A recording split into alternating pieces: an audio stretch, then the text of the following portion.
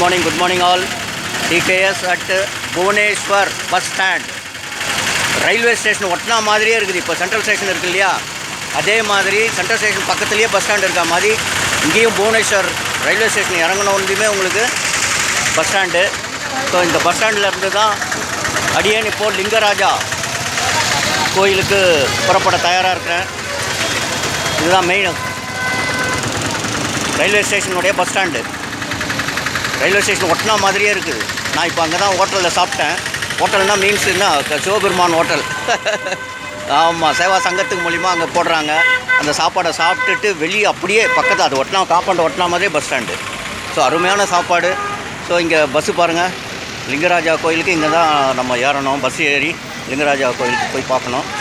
இன்றைக்கி ஒரு 2 கோயில் பார்த்துட்டு நைட்டு வந்து இன்றைக்கி பஸ்ஸு இது train.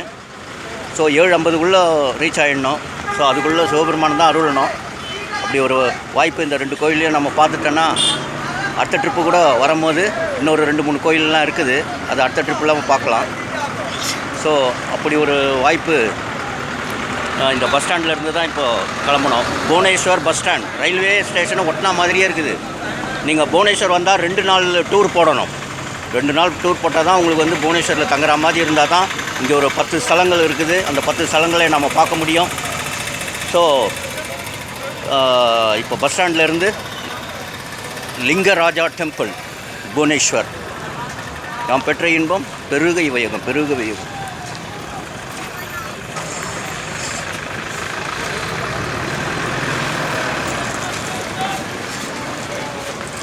DKS at Bhubaneswar bus stand, Bhubaneswar.